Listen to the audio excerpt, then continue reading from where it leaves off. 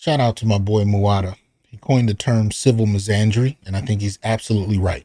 There are forms of civil misandry that we live with every day, and we don't recognize it, mainly because hating men is like background noise for most people, particularly in the black community. But as it pertains to this HBO series, Black and Missing, there is definitely a form of civil misandry happening that we got to talk about.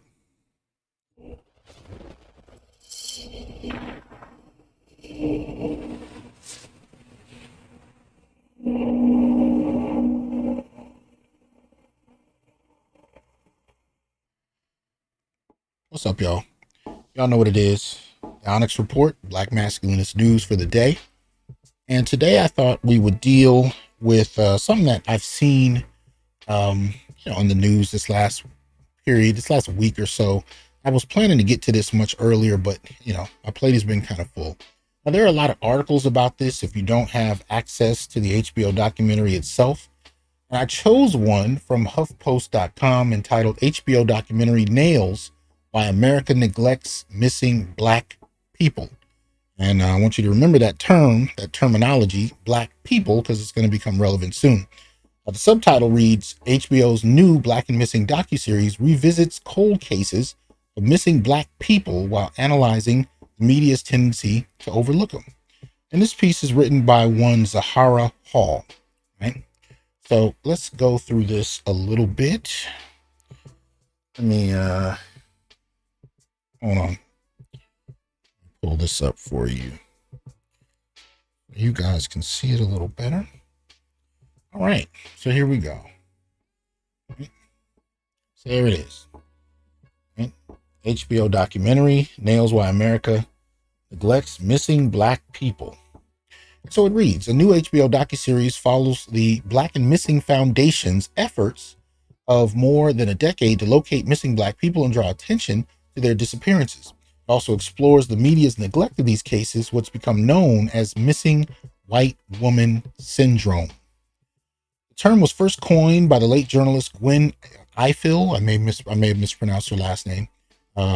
Ifill at the 2004 Unity Journalists of Color Conference. During the conference's media coverage of national security panel, Ifill, between laughs, remarked, if there's a missing white woman, you're going to cover that every day.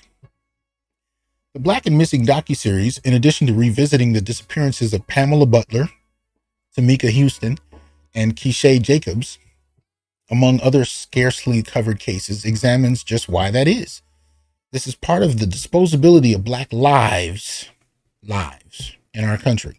That two people can go missing at the same time and the entire nation focuses on the white person. Vince Warren, executive director of the Center for Constitutional Rights, says in a second episode of the 4-part series.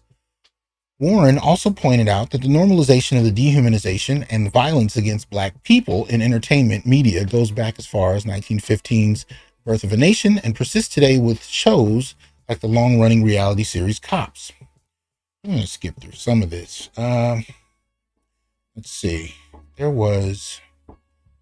See if they had a piece in this article, because I know I read it in another. No, they didn't. Okay, so the founders of this organization that this series is based on, Black and Missing, are two Black women that are dealing with that. Here, maybe this clip will be of use. Okay, this is the actual website for Black and Missing.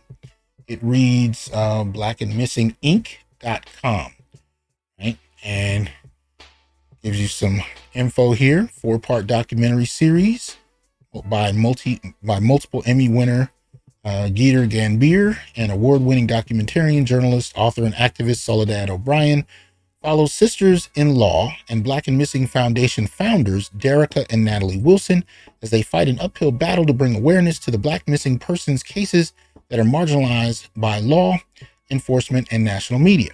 Right? So this is what we're looking at. And here you can see some of the figures that they're referring to. We still need help, or we still need your help finding some of the missing persons featured in the documentary, including the following. And you can see some of the images there. 3 Black girls. I don't know their ages, right? But there it is. Now, why is this important? Well, here's the thing. The language is very suspect. Black and missing people. This is not about black and missing people. This is about black and missing women and girls. Now, we know from the New York Times released an article last year that said there were around 1.5 million black males, boys and men. Some were in prison, some were dead, some were missing. There are varying reports on how many missing girls there are and women, and depending on what you're looking for by year or in totality, the numbers range. So far, I've seen a range of about 70,000 to 200,000. Depends again on what particular focus you have. But I would think if you have 1.5 missing black males, and this is something that's actually been stated by the New York Times, that a series like Black and Missing that has 4 episodes on HBO would actually focus at some point on missing black males. They don't. This is what I mean using Muwada's term, civil misandry. There's no mention of it. But see, the tricky part is there is a mention of people, black people, right? And so you suspect that it's going to cover black people, because it would read very differently if it's strictly focused on women and girls. Honestly, actually, now that I reflect on it, it might not read very differently, because that's actually become far more normalized. I'm actually a little surprised that they didn't just outright say missing in black women or black females or black girls, something of that nature. See, and the problem is, if you call that out, most people, right, in polite culture wouldn't call it out because it's uncouth. But as a black male studies scholar and a black masculinist, I call it out because I think it's reflective of the period we're in. I think it's reflective of this period where black boys and men can be sidelined. Now, some of the images on the screen for the Black and Missing Foundation do showcase boys and men at different points. So far, the HBO show itself seems to primarily focus on black women and girls. And this is becoming an annoyance, if nothing else. This kind of, again, the solipsistic focus by women on females. And you're talking about women with sons, grandsons, nephews, you know what I mean? Just completely oblivious in many respects to the lives of men and boys that are in their families. And they're being funded, they're being put on HBO, they're being given grants. We've talked about this in the last year, whether, especially in regard to entrepreneurial programs in the black community, so on and so forth. Especially during the pandemic, there's been an overwhelming kind of emphasis on women.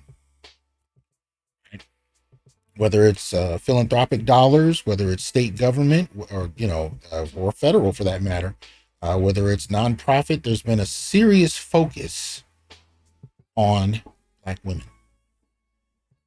And yet we know, in terms of the homeless, in the black community, you're talking overwhelmingly men. If you're going to talk about income, if you're going to talk about wealth, especially if you account for incarceration, black men, and we're the only group that actually have less than our women, because incarceration is not supposed to be a measure taken seriously by economists, so they don't even generally do that. But when you actually do those calculations, yeah, men are worse off. And in terms of missing, yeah, apparently we're worse off there as well. But you wouldn't know it watching these type of shows. Right? And I think the interesting thing is too, like, this is what I said when I posted this piece on my social media. I said, so the focus of this series is to confront missing white woman syndrome with showcasing missing black people while ignoring missing black males altogether. I think I got it now. Okay. This is more about competing with Miss Ann than it's about actual missing black people. In other words, the primary confrontation, the focus of this series is to challenge missing white woman syndrome, meaning that white girls and women, if they go missing, and this is true, get the majority of attention, media attention. White women have been pedestalized in white society and mainstream society for centuries. And so in many respects, part of the focus of this series, by naming missing white woman syndrome as the primary focus to challenge, is suggesting that women and girls need to be pedestalized as well. Where are the boys? When we talk about trafficking, we only talk about women and girls. If boys have never been trafficked, you can go back to the ancient world. Boys have been trafficked for as long as there's been trafficking. And it still occurs. But you know how we frame it today? It's usually framed in terms of labor. It's framed and masked in terms of labor. It's masked as, various forms of continued slavery. But again, the focus on boys and men who are, forcibly taken, it's only framed as a labor-oriented entity. When women or girls are taken, it's framed as a sexual entity. But what people overlook is that when boys and men are taken for labor purposes, they're often also taken for sexual purposes. But in regard to the Black and Missing series, we're not even necessarily sure that all of these people were taken for trafficking purposes. Some of them may have been killed and disappeared. That's relevant too, because again, the focus is supposed to be missing. And if it's missing, there's an overwhelming number of males that should be part of the discourse. But we're not. And this is the kind of thing that Black men are starting to take issue with more and more. The civil misandry, the comfortable absence of boys and men. And really, it speaks to a longstanding tradition in the Black community of boys and men being silent about their own needs and their own issues, falling on their swords. Right? We've taken a very chivalrous approach to Blackness. Very chivalrous. And there are plenty of men that still take a great deal of pride in falling on their swords in the interests of women and girls. One of the things they did not, and we did not, anticipate or expect was the degree to which many women and girls don't care. Or they've come to expect it so much, you're much like the carpet that people walk on. And if you don't fall on your sword, you're a problem, but you're at least fairly noticed. Because you're not falling in line with convention, but the expectation is silence. So much so that people can watch this series and applaud and not even think about boys or men and not care. But I'm here to call those kind of things out because I think they have long-standing implications. And I do not suggest that men just silently fall on their swords and die because it's convenient for other demographics or because it looks good or because it presents the idea that womanhood, amongst women of color should, find some way to equalize the pedestalization of white women. I don't give a damn about the pedestalization of women. I care about men and boys, and I care about what happens to the community. But I think the change that's necessary comes through the men and boys. Mainly because nobody gives a damn. And they are absent from the discourse. Far too much so. But I know that's counterintuitive because we see in the news men being killed, boys being killed, arrested in alarming rates. And we somehow think that we've covered the totality of Black male issues simply because they've been referenced in terms of being arrested or killed. That's the tip of the iceberg on Black male issues. There are so many Black male issues that go untouched. It's staggering. And now you have to fight just to make sure Black men and boys are focused upon altogether. As I say on the blog, newblackmasculinities.wordpress.com, this is the Black Masculinism and the New Black Masculinities blog site. I talk about the need to advocate for Black males via Black male studies. And one of the things I say is we endeavor to empirically contextualize the major pillars that indicate Black males' quality of life. Carceral treatment, that's the tip of the iceberg.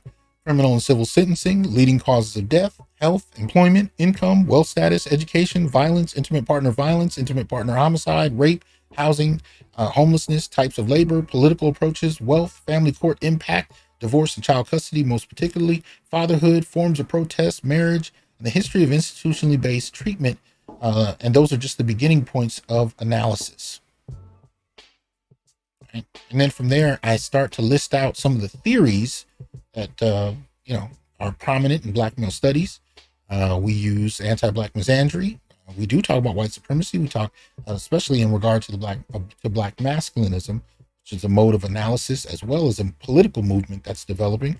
We talk about the Black Gynarchy. We talk about the dual economy, the targeted socioeconomic underdevelopment, outgroup male treatment, and social dominance theory. Tommy Curry's phallicism. We talk about John Henryism, institutional exclusion from wealth development, black male history, and the strategic and historically based use of controlling images in media to shape public perception. Now, what does all of that mean? It means that there are plenty of issues and various modes of analysis, various conceptual tools that can be brought to bear to study the lives of black boys and men, far more than what's conventionally talked about in mainstream media or in the mainstream academy. And I include in that Africana Studies, field that I'm in. Very little conversation about any of those approaches. But even when we talk about black male death at the hands of police or hyper-incarceration, much of the time that conversation in the mainstream and in activist communities is usurped, baited, and switched. It grabs the attention to see a black man die on camera, then the conversation switches to other demographics.